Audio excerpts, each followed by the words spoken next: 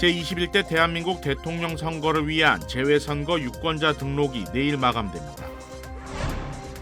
더불어민주당의 순회 경선 일정이 반환점을 돈 가운데 이재명 후보의 압도적 우위에 대한 김경수, 김동연 후보의 견제가 이어지고 있습니다. 국민의힘은 1차 경선을 통과한 4명의 후보가 이틀간 맞수 토론을 벌입니다. 뉴저지주 남부 지역에서 산불이 발생해 12,000에이커 이상 소실되고 수천 명이 대피했습니다. 포모나의 한 홈디포 앞에서 일용직 노동자 10여 명이 이민세관 단속국 IC에 체포됐습니다. 한인타운 인근 지역을 비롯해 LA 일대 편의점 5곳이 하룻밤 사이 연쇄 강도 피해를 입었습니다. 매일 아침 마리아, 샘, 알렉스, 에이미는 단지 비즈니스를 하는 게 아닙니다. 꿈을 만들어가고 있죠. CBB는 각 비즈니스의 이야기를 알고 고객 한 분 한 분께 꼭 맞는 솔루션을 제공합니다. 저희가 만드는 것은 단지 금융거래 관계가 아닙니다. 고객 한 분 한 분과의 파트너십입니다. CBB and me. CBB and me. CBB and me. CBB뱅크, 고객 한 분 한 분을 위한 금융 파트너십을 만듭니다. 메디케어는 매년 건강보험을 5점 만점으로 평가합니다. 2025년 에스티바 헬스는 캘리포니아에서 4점 이상 받은 우수한 건강보험 중 하나입니다. 에스티바 헬스 가입하셔서 많은 혜택을 누리세요. 자세한 내용은 지금 바로 1888-688-8584로 전화주세요.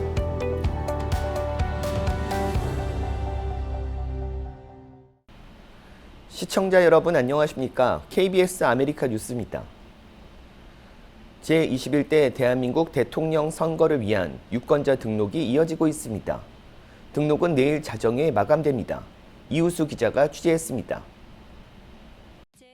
내일 재외선거 유권자 등록이 마감됩니다. 오프라인 등록의 경우 내일 오후 4시, 온라인 등록은 내일 밤 자정에 마감되는데 이 기간을 놓칠 경우 대선 당일 한국을 방문하지 않는 한 소중한 한 표를 행사할 수 없게 됩니다. 시간이 얼마 남지 않았지만 유권자들의 발길은 지속되고 있습니다. 오늘 오후 기준 유권자는 어제보다 830명이 늘어 6,700명으로 집계됐고 여기에 영구명부 등재 유권자 2,130명을 포함하면 LA 총영사관 관할 지역에서는 모두 8,830명의 유권자들이 이번 대선에 참여할 것을 확정했습니다. 시간을 내서 온 거기 때문에 그 마음이 있으신 분들은 짧지만 본인 시간을 내셔서 오셔서 다 등록하시고 하실 거라고 생각합니다. 정상적인 나라를 건설하는데 한 표라도 좀 보탬이 되고자 이제 유권자 등록하러 왔습니다. LA 총영사관은 시간이 얼마 남지 않은 만큼 지금이라도 온라인 홈페이지를 통해 유권자 등록을 마쳐줄 것을 당부했습니다. 시간이 얼마 남지 않았기 때문에 신고 신청 방법 중에서 가장 편리한 인터넷 재외선거 신청 사이트에서 하시거나 공관을 직접 방문하여 신고 신청하여 주기를 바라겠습니다. LA 총영사관 관내 등록 유권자 수는 오는 금요일 오전쯤 최종 집계될 예정인데 이 숫자는 추가 투표소 설치 장소에도 영향을 미치게 됩니다. LA 총영사관은 공간 2층에 마련될 투표소를 제외하고 모두 3곳의 추가 투표소를 운영할 방침인데 등록 유권자가 한 명이라도 더 많은 지역에 투표소가 설치될 것으로 보고 있습니다. 공간의 의견 그리고 재국민수 그리고 신고 신청 인원 등 다양한 요소를 고려해서 5월 2일 재외선거관리위원회에서 투표 장소는 결정됩니다. LA 총영사관 2층에 마련되는 투표소는 다음 달 20일부터 25일까지 6일, 추가 투표소는 다음 달 22일부터 24일까지 3일 동안 운영될 예정입니다. 투표 참여 가능 시간은 오전 8시부터 오후 5시까지입니다. LA 총영사관에 따르면 지난 20대 대선에서는 관내에서 모두 1,792명의 등록 유권자가 나왔습니다. 제21대 대선의 경우 보궐선거 특성상 유권자 등록 기간이 매우 촉박함에도 불구하고 빠른 속도로 등록자 수가 늘고 있다는 분석입니다. KBS 뉴스 이우수입니다. 더불어민주당 이재명 후보의 압도적 우위에 대한 김경수, 김동연 후보의 견제가 표출됐습니다. 이희연 기자가 보도합니다. 이재명 후보가 90% 가까운 득표로 앞서 나가는 구도에 김경수, 김동연 후보는 우려를 표했습니다. 이번에 종자 씨앗까지 한꺼번에 싹 다 털어먹으면 다음에 농사는 어떻게 짓겠습니까? 지금 제 옆에는 현역 의원 한 분도 서지 않으십니다. 때로는 외롭고 힘듭니다. 누가 후보가 되든 간에 반드시 이번 대선에서 이기도록 원팀 정신으로. 이 후보가 대표 공약인 기본사회, 기본소득을 포기하지 않았다고 하자 경제와 성장에 집중할 시기여서 그런 거지 우리가 이걸 포기한 건 아니다 이 말씀. 두 후보는 현실적 문제를 지적했습니다.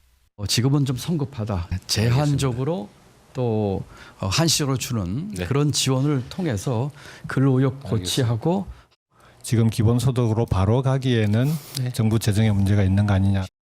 개헌을 둘러싼 신경전도 있었습니다. 먹고 사는 문제에 직결된 것도 아니고 그 개헌된 그 헌법이 즉시 시행되는 것도 아니고 자칫 국민들이 보시기에는 임기 내에 안 하겠다라는 말로 들릴 것 같아요. 3년 임기 단축 부분은 저도 이제 그 고민을 많이 해봤는데 이건 조금 신중하게 접근하실 필요가 있지 않을까. 남은 순회 경선을 앞두고 후보들은 지역 맞춤형 공약을 내놨습니다.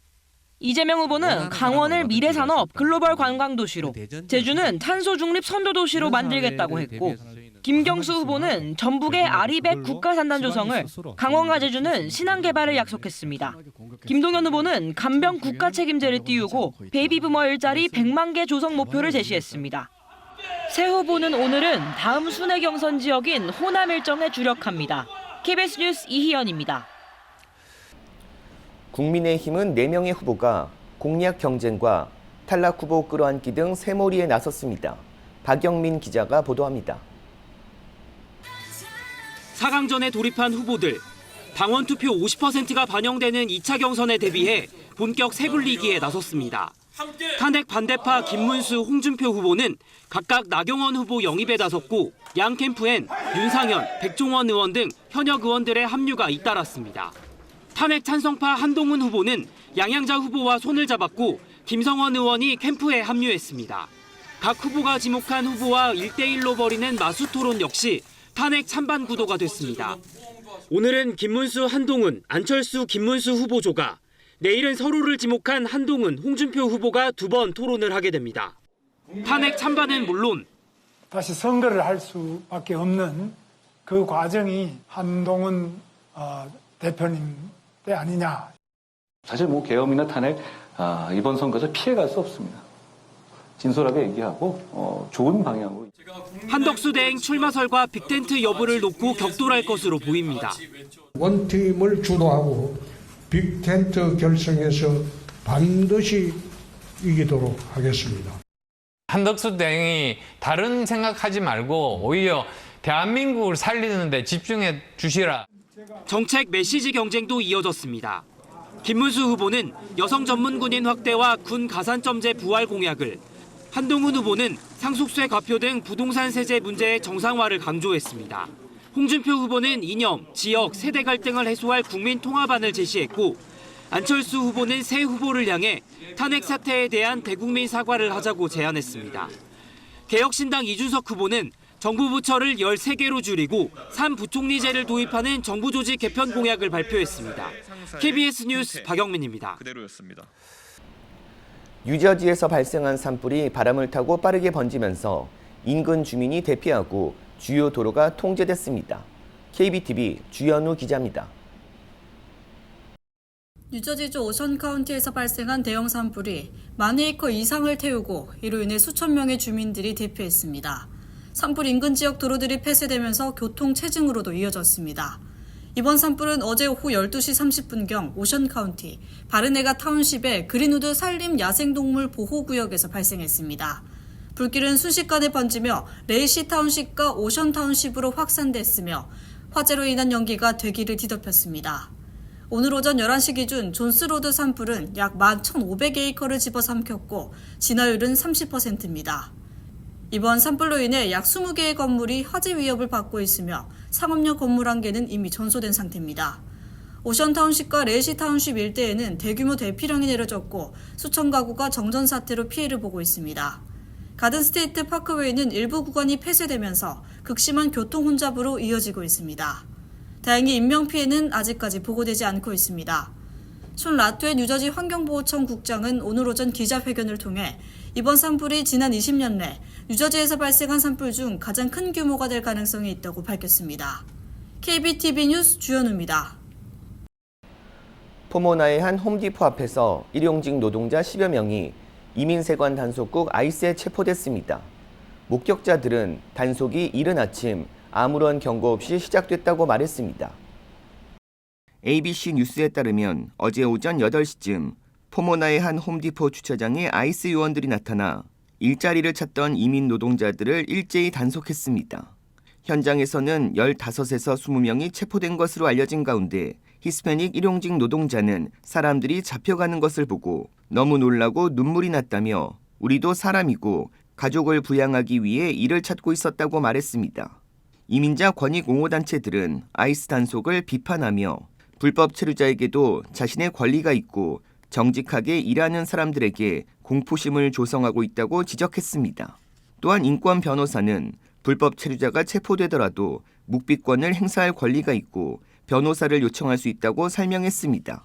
포모나 경찰은 이번 단속과 관련이 없다고 밝혔고 홈디포 역시 체포 과정에 대해 관련이 없다고 선을 그었습니다.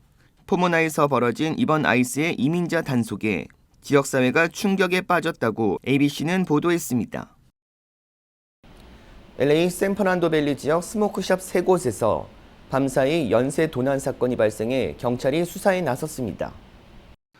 경찰에 따르면 오늘 새벽 4시쯤 셔먼옥스에 위치한 스모크샵에서 첫 번째 신고가 접수됐습니다. 용의자들은 차량으로 매장 정문을 들이받은 후 업소 내부로 진입해 담배와 마리화나 현금 등을 훔쳐 달아났습니다. 매장 입구는 문이 부서져 유리 파편이 흩어져 있습니다. 경찰은 용의자들이 2017년형 흰색 현대 엘란트라 차량을 타고 있었다고 밝혔습니다. 사건 현장에 있던 목격자는 꽝 하는 소리가 들려 눈을 떠보니 최소 5명으로 보이는 남성들이 상점에 있는 물건을 꺼내 다른 차량에 실어 도주했다고 전했습니다. 비슷한 방식으로 오전 4시 40분쯤 그라나다 hils의 스모크샵에서도 도난 피해가 발생했고 같은 지역에서 오전 6시 30분 용의자들이 세 번째 스모크샵에서 절도를 시도하다 경비원과 마주쳐 그대로 도주했다고 경찰은 설명했습니다. 경찰은 세 사건의 연관성을 조사 중으로 관련 정보가 있는 주민들은 경찰에 제보해 줄 것을 당부했습니다. 한인타운 인근 지역을 비롯해 LA 일대 편의점 5곳이 하룻밤 사이 연쇄 강도 피해를 입었습니다. 경찰이 3명을 체포한 가운데 추가 피해 업소들의 제보를 받고 있습니다. 윤범수 기자가 보도합니다. 한인타운 바로 인근 후버와 워싱턴 블루버드에 있는 한 주유소 편의점입니다. 파란색 현대 세단이 새벽 시간대 텅 빈 주차 공간에 굳이 후방 주차를 합니다. 편의점 내부 영상입니다. 회색 후드 모자를 뒤집어 쓰고 마스크까지 쓴 남성이 들어옵니다. 다른 한 명은 문을 열어놓은 채 망을 보는 듯합니다. 잠시 후 직원이 다가오자 주머니에서 총을 꺼내는 남성. 2개의 계산대에 있는 현금을 모두 챙겨 유유히 업소를 빠져나갑니다. 4마일여 떨어진 또 다른 곳의 편의점. 아까 목격한 같은 복장의 남성이 안으로 들어옵니다. 점원에게 무언가를 찾는 척하며 물어보더니 역시 계산대 앞에서 총을 꺼내들고 현금을 강탈합니다. 역시 문 앞에는 또 다른 공범들이 망을 보고 있었습니다. 이렇게 LA 일대 5개 편의점이 지난 금요일 하룻밤 사이에 연쇄 강도 피해를 입었습니다. 이 중에는 한인타운에서 가까운 지역의 편의점도 2곳이 포함됐습니다. 5인조 강도범들은 서로 역할을 분담해 일부는 망을 보고 강도 행각을 벌였으며 이후 또 다른 공범 운전자가 대기하고 있던 차를 타고 달아났습니다. LAPD와 알람브라 경찰은 같은 날 저녁 또 다른 편의점을 상대로 범행을 시도하던 일당의 용의 차량을 포착해 추격전을 벌였고 LA 다운타운 지역에서 운전자를 포함해 3명을 체포했습니다. 체포된 용의자는 21살의 제커리 토비아스로 확인됐으며 나머지 2명은 각각 15살, 17살의 미성년자라 신원이 공개되지 않았습니다. 함께 차 안에 있던 또 다른 한 명은 달아났습니다. 경찰은 현재 5인조 강도 중 남은 2명을 추적 중이며 추가 피해 업소가 있는지 제보를 받고 있습니다. KBS 뉴스 윤범수입니다. 시애틀 지역 60대 한인 일가족 3명이 탑승한 보트가 전복돼 1명이 숨지고 2명이 실종되는 일이 벌어졌습니다. KBTV 김은지 기자가 보도합니다. 미 해안 경비대에 따르면 지난 16일 오후 7시경 스노호미시 카운티에 사는 남성 2명과 여성 1명 등 한인 60대 3명이 보트를 타고 바다로 향했습니다. 이들은 워싱턴주 서쪽 끝 니아베이 마리나에서 15피트에 달하는 레저용 보트를 이용했습니다. 그러나 1시간 뒤 출발지로 다시 돌아와야 할 보트가 밤 11시가 되어도 오지 않았다는 가족들의 신고로 수색이 시작됐습니다. 해양경비대는 다음 날인 17일 새벽부터 본격적인 수색 작업에 나섰고 경찰은 코일라 포인트 인근 해안가에서 전복된 보트와 탑승자 중 1명인 64세 한인 여성의 시신을 발견했습니다.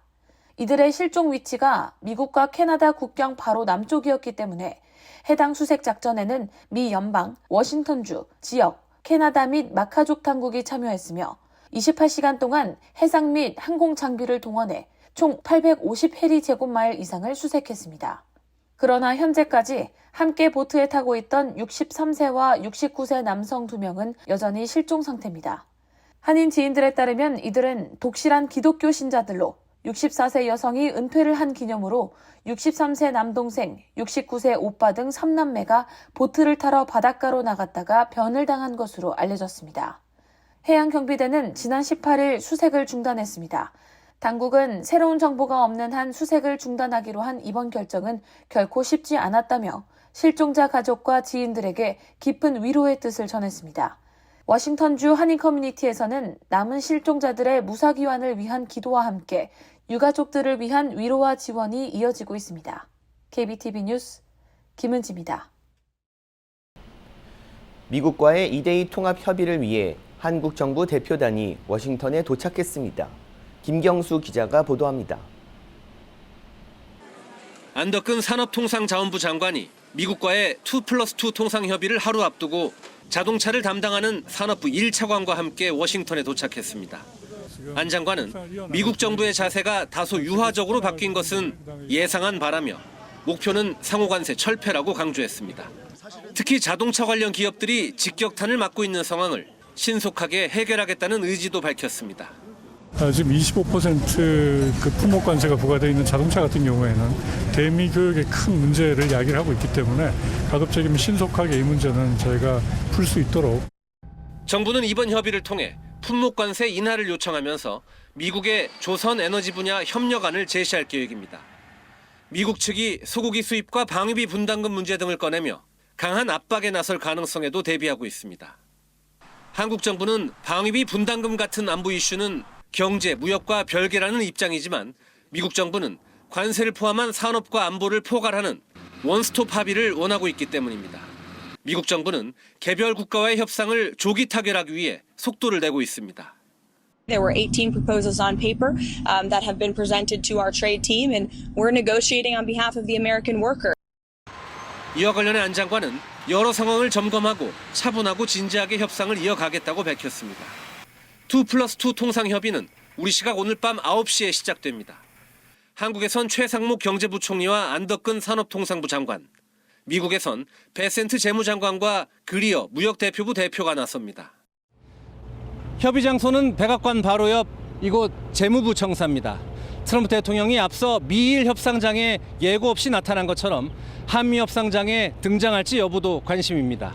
워싱턴에서 KBS 뉴스 김경수입니다. 한 남성이 오렌지 카운티의 한 타운하우스를 이삿짐 트럭으로 들이받고 도주하는 사건이 발생했습니다. 오렌지 경찰에 따르면 사건은 어제 새벽 2시 30분쯤 이스트 링컨 애비뉴와 노스팜 애비뉴 인근에서 발생했습니다. 경찰은 마른 체격의 백인 남성이 U-Haul 트럭을 타고 언덕 위로 올라가 주택을 들이받은 후 트럭에 타 있던 개를 데리고 도주했다고 밝혔습니다. 트럭은 타운하우스를 부수고 차체가 반쯤 들어가 있었습니다. 트럭이 집으로 충돌하면서 깨진 유리로 한 명이 부상을 입었습니다. 경찰은 수사를 진행 중인 가운데 해당 사건이나 용의자에 대한 정보가 있는 사람은 오렌지 경찰로 제보해 줄 것을 당부했습니다. LA 다운타운에서 가로수 여러 그루가 훼손된 소식 전해드렸는데요. 남성 용의자가 체포됐습니다. LA 경찰국에 따르면 중범죄 기물파손 혐의로 올해 45살 사무엘 패트릭 그로프트가 체포돼 10만 달러 보석금이 책정된 채 구치소에 수감됐습니다. LA 경찰국은 어제 오후 6시 30분쯤 자전거를 탄 용의자를 체포했다고 발표했습니다. 용의자는 지난 금요일 오후 3시 30분쯤 웨스트레이크 지역 유니온 에비뉴 인근 8가와 토요일 새벽 1시 22분쯤 LA 다운타운 등 3곳에서 각각 가로수를 무단 훼손한 혐의를 받고 있습니다. 경찰은 이번 가로수 훼손 사건과 관련해 정보가 있는 주민은 적극적으로 제보해 줄 것을 당부했습니다. 스모그가 심한 도시로 LA가 25년 연속 최상위에 자리하는 불명예를 안았습니다. 폐협회가 오늘 발표한 연례 보고서에 따르면 대기오염, 스모그가 가장 심한 도시로 LA가 2000년 이후 최상위를 유지하고 있습니다. 미세먼지 오염 역시 비슷한 양상을 보여 전국에서 7번째로 미세먼지 오염이 심각한 도시로 기록됐습니다. 캘리포니아주는 오존 오염 기준 전국 최악의 10개 도시 중 5곳, 미세먼지 오염 최악의 10개 도시 중 5곳을 차지했습니다. LA 스모그는 자동차 배기가스와 지형적 특성이 주요 원인으로 전기차 보급에도 수송 부문이 여전히 최대 오염 원인으로 꼽혔습니다.